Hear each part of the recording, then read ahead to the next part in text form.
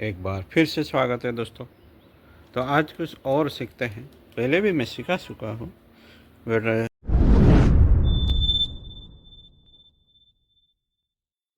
ज़रूरी है मेरे ख्याल से। तो एरियल रूट डेवलपमेंट कैसे करते हैं दोस्तों?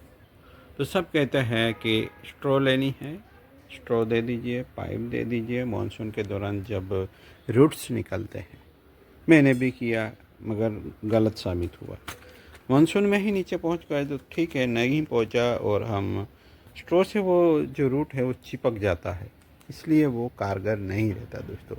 रूट ब्रेक हो जाता है, जब हम डालते हैं तब भी रूट कच्चा होता है।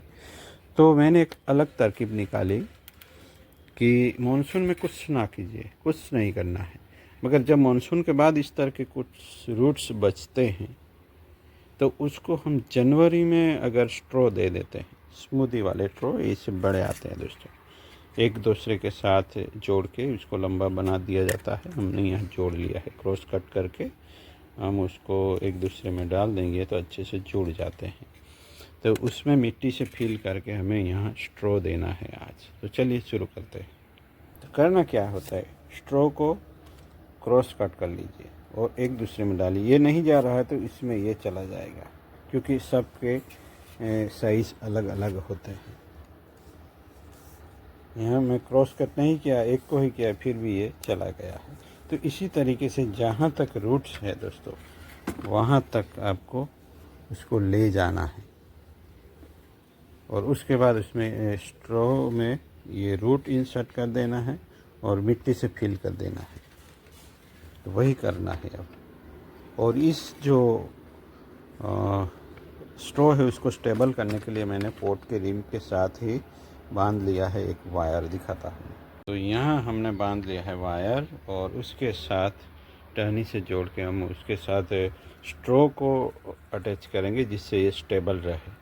क्योंकि ये ऐसे ही रखेंगे तो हिलता डुलता रहेगा, हाइट ज़्यादा है 1 फीट से भी। तो चलिए मैं कर लेता हूँ। स्ट्रॉ को काटने के लिए मैंने इस्तेमाल किया है इस तरह का सीज़र, इस तरह से जो टूल है, और एक दूसरे के साथ जोड़ देना है। इजीली जोड़ जाएंगे दोस्तों। स्ट्रॉ क्यों लिए मैंने, तो ये इजीली कट भी हो जाते हैं, रूट इस्टेब्लिश होने के बाद अलग जल्दी हो जाते हैं, इसीलिए दोस्तों।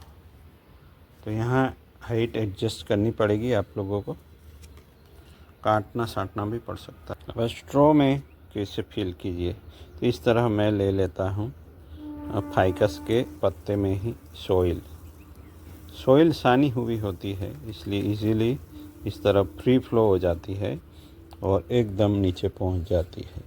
तो फाइकस के पत्ते से ही मैं डाल रहा हूँ, उसी फाइकस का पत्ता है। तो नीचे तक या ऊपर तक भर देना है, जब तक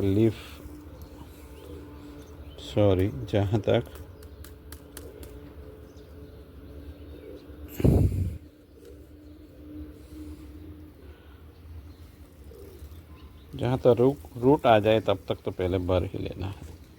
हो सके तो यहाँ पहले से ही कुछ पानी डाल दें, जिससे नीचे वेट हो जाए। तो मैं ऐसा ही करूँगा। तो पानी डालने के लिए तो स्प्रे ही इजी है। स्प्रे का फ्लॉप बढ़ा लीजिए और इसमें डाल दीजिए कुछ पानी, और उसमें फिर से मिट्टी डालते रहिए। अब लगता है पानी नहीं डालना चाहिए था, अगर मिट्टी गीली हो गई बीच में तो अटक जाएगी। पर ठीक है, डाल दिया तो डाल दिया। अब अभी भी मैं उसको पूरा फिल करने वाला हूँ। मिट्टी नीचे धीरे धीरे जा तो रही है, पानी से भी गिर के, तो कोई दिक्कत वाली बात तो है नहीं। तो धीरे धीरे ये वेट तो हो ही जाएगा अंदर का जो है।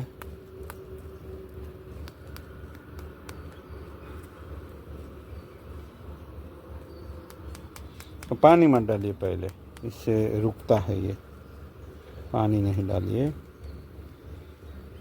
पानी नहीं, पहले बाद में ही डालेंगे। यहाँ ये सावधानी रखनी है कि रूट को ज़रा भी नुकसान ना हो। तो बहुत ही आसानी से तो हो जाता है क्योंकि स्ट्रो तो फ्लेक्सिबल है। और रूट को अच्छे से हमें यहाँ स्थापित कर देना है और पहले उसको इस वायर से बांध लेना पड़ेगा। स्ट्रो को एक से ज़्यादा जगह से बांध ले जिससे ये स्टेबल हो जाए, और यहाँ और मिट्टी डाल देंगे जिससे ये पूरा जो रूट है यहाँ तक तो डालना ही पड़ेगा, फिर थोड़ा बाकी रखना पड़ेगा। ये थोड़ा नीचे भी जाएगा तो इतना बाकी रहेगा। जब जब हम वाटरिंग करके थोड़ा पानी यहाँ गिरता रहेगा और धीरे धीरे वो नीचे पहुँच जाएगा। और आधे से ज़्यादा तो हमने यहाँ तक तो पानी वाला हो ही गया है दोस्तों। यहाँ दबाते हैं तो भी ऊपर नीचे हो रहा है, तो ये थोड़ा और नीचे जाएगी मिट्टी। तो इस तरीके से आपको स्ट्रो को सेट करना है। तो ये मार्च तक पहुँच जाता है नीचे दोस्तों। उसको केवल चाहिए मिट्टी और वो हमने दे दी है। तो यहाँ 2 और रूट दिखाई दे रहे हैं, और ये मैंने क्यों किया है वो भी समझ लीजिए। क्योंकि पहले तो फाइकस में ये कैरेक्टर ही है एरियल रूट, वो दिखाना चाहते हैं, अच्छा प्लांट दिखाना चाहते हैं तो भी ज़रूरी है। और यहाँ अब न्यूट्रिएंट डायरेक्ट पहुँचाना है हमें। फाइकस ऐसा ही करता है।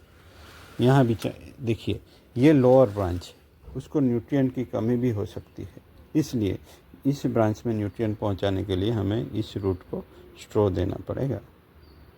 ये सूखा हुआ है बट ये ग्रीन है, तो हम उसको स्ट्रो दे सकते हैं जिससे यहाँ न्यूट्रिएंट डायरेक्ट बाईपास होगा।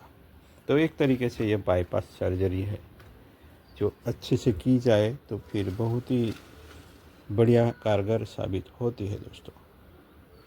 तो सभी ब्रांचों में अगर इस तरह बाईपास कर देते हैं तो फिर फाइकस हेल्दी रहेगा। दूसरा भी लगा लिया है जिसको रूट के साथ बांध के हमने स्ट्रो को ही वाइंडिंग में ले लिया है, जिससे ये बड़ा ही स्टेबल हो गया है। और कुछ दिन तक स्प्रे से पानी देते रहिए। यहाँ तक तो आ गया फर्स्ट स्प्रे में, तो दूसरे स्प्रे में करके करके नीचे आएंगे, और जैसे जैसे रूट नीचे जाएगा पानी भी धीरे धीरे नीचे जाता चला जाएगा दोस्तों। तो ये बहुत ही आजमाया हुआ कारगर तरीका है, आप बेझिझक कर सकते हैं और बेस्ट तरीका है, सबसे जल्दी नीचे पहुंचाने वाला। मार्च तक तो पहुंच ही जाएगा, दिखाएंगे हम। तो ये तीसरा स्ट्रो मैंने सेट कर लिया है और उसमें मैं मिट्टी फिल कर रहा हूँ। वो पूरा प्रोसेस देख लीजिए। और ये कोई कहेगा कि ये कौन सी सॉइल ली है, तो दोस्तों टेरेस गार्डन में है, जब हम साफ़ सफाई करते हैं, यहाँ झाड़ू लगाते हैं, तो वहाँ जो मिट्टी नीचे वॉश आउट होकर पड़ी होती है वो ही इस्तेमाल की है मैंने। उसको मैंने सान लिया है छन्नी से, और ये हमने इस्तेमाल की है। और ये बहुत ही ज़बरदस्त सॉइल होती है जिसमें न्यूट्रिएंट भी बहुत ही अच्छे होते हैं, और ये जमती नहीं, ये भुरभुरी ही रहती है। सब चीज़ इसमें होती है जो सॉइल मिक्स में होती है। तो इससे अच्छा तो कोई हो ही नहीं सकता एरियल रूट के लिए, क्योंकि ये जमती नहीं और रूट को जमने वाली मिट्टी पसंद नहीं है। बस हो गया। थोड़ा इस तरह टैप कर लीजिए जिससे एक बार अच्छे से मिट्टी सेट हो जाए, क्योंकि ये हल्की और भुरभुरी है तो फिर ये नीचे कितनी चली जाएगी। और कुछ दिन में और थोड़ी भरिए।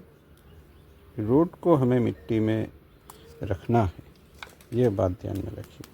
इस तरह टैप करना है तो थोड़ा और जाएगा, और स्प्रे से पानी देना मत भूलिए। बस इतना ही काफ़ी। अभी तो केवल हमें मिट्टी को गीला करना है और रूट को स्टिम्युलेट करना है।